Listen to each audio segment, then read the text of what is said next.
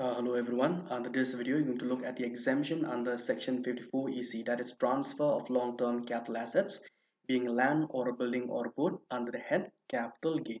Now let us look at the exemption from capital gains under Section 54 EC, the fourth column. Now the assessee can be any assessee. Then the capital asset transfer will be land or a building or a boat. Then the nature of capital assets will be long-term capital assets. Then the investment in new assets should be bonds redeemable after 3 years issued by National Highway Authority of India or the Rural Electrification Corporation of India, Power Finance Corporation Limited, Indian Railway Finance Corporation Limited, or any notified bond by central government with effect from 1/4/2018.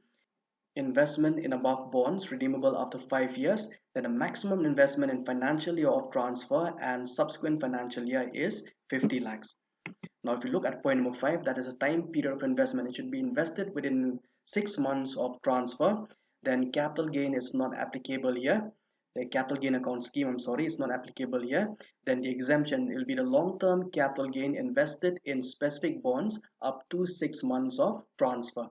Then the transfer of new assets. So if new asset is transferred or converted into money within 3 years from date of acquisition, then the exempted long-term capital gain will be taxable in the previous year of transfer or conversion of new assets.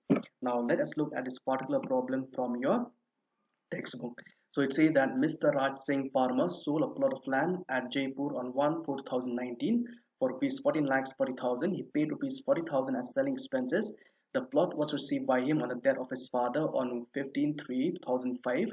His father has acquired it on 1/4/1990 for rupees 1 lakh, and its fair market value on 1/4/2001 was rupees 3 lakhs 10,000. So in this case, Mr. Raj has inherited this property from his father. So the cost of acquisition will be the cost to his previous owner. So the cost to the previous owner, that is his father, is rupees 1 lakh, which he had acquired on 1/4/1990. Since the assets has been acquired prior to 1/4/2001, then fair market value will be taken into consideration. So since the fair market value is more than the actual cost, so the cost of acquisition to the current owner will be 3 lakhs 10,000.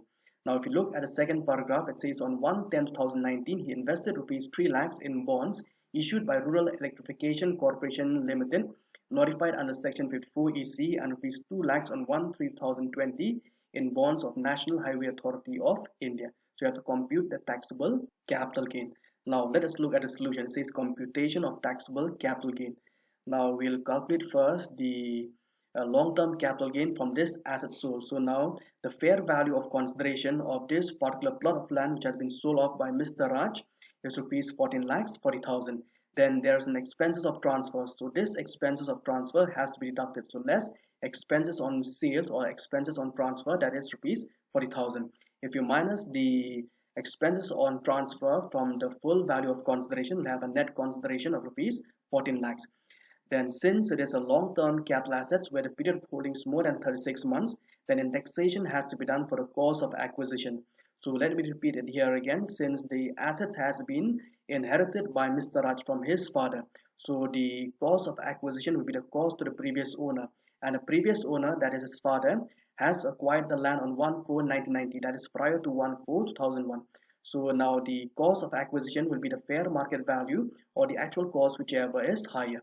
So here in this case the fair market value is higher, so we have to take 3 lakhs 10,000, then into the cost and inflation index of the current previous year, that is 289, then divided by the cost of inflation index in the year in which the assessee has inherited the property from the previous owner. So in this case he has inherited the property on 15/3/2005. So the cost of inflation index of the year 2004-2005 is 113. So after calculating we get 7 lakhs 92,832. So after deducting from the net consideration the index cost of acquisition, we have a long-term capital gain of 6 lakhs 7,160. So now from these two investments, only the investment made in Rural Electrification Corporation Limited will be allowed as exemption under section 54 EC, as it has been invested within 6 months from the date of transfer. So exemption will be allowed only for rupees 3 lakhs.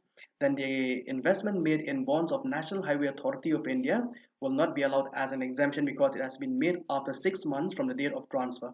So after deducting the exemption from the long-term capital gain, you get a taxable long-term capital gain of rupees 3 lakhs 7,168.